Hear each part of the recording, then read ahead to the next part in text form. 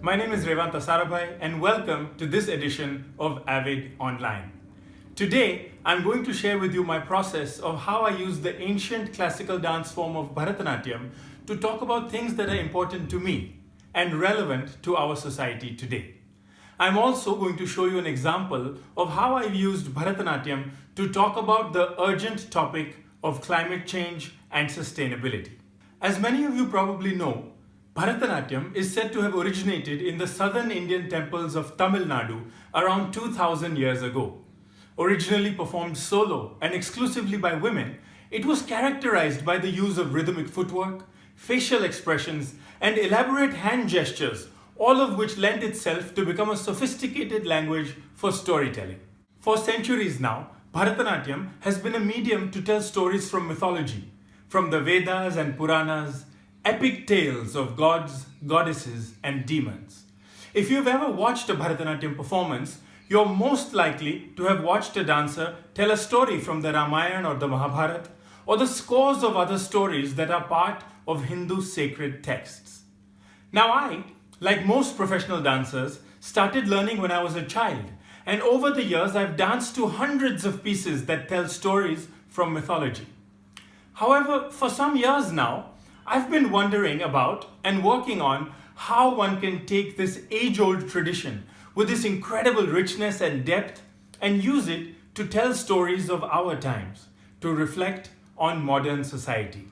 So, choosing contemporary subjects and writing new poems in English, translating them to Tamil, and setting them to Carnatic music, I started creating a new set of pieces that use Bharatanatyam, a language that I'm well versed in, to explore themes that go beyond what was traditionally expressed. On this particular piece, working closely with my mother, renowned dancer, choreographer, and activist Revanta Sarabhai, we chose to take a traditional format already popular in Bharatanatyam. The Kirtanam is essentially a prayer song in which the dancer describes the different facets and aspects of a deity and tells stories of their greatness, recounting adventures and battles and victories. In this case, we anchor our story in the traditional idea of the Hindu trinity of gods, Brahma, Vishnu, and Shiva, but with a twist. In the dance, I begin by paying obeisance to the Trimurti as is traditionally done, but then, instead of describing Shiva's role as the almighty destroyer, I show how we, the human species, are destroying the earth, polluting the rivers, melting the glaciers, even killing each other in the name of race and religion.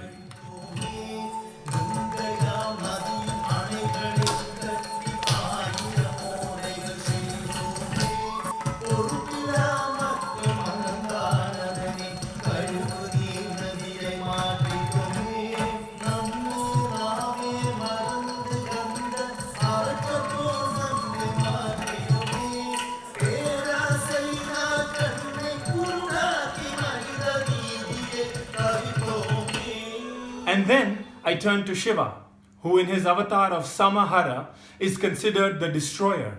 And I say to him, Shiva, we are destroying the earth ourselves. Perhaps we don't need you anymore.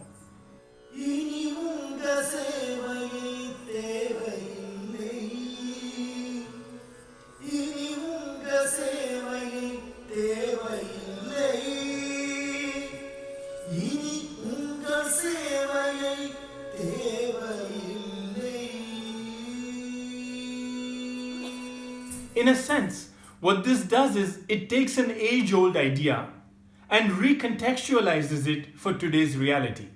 And by doing so, it not only allows me as an artist to use my art form to address the concerns of our times, but it takes a 2,000-year-old art form and makes it that much more engaging to a younger, modern audience.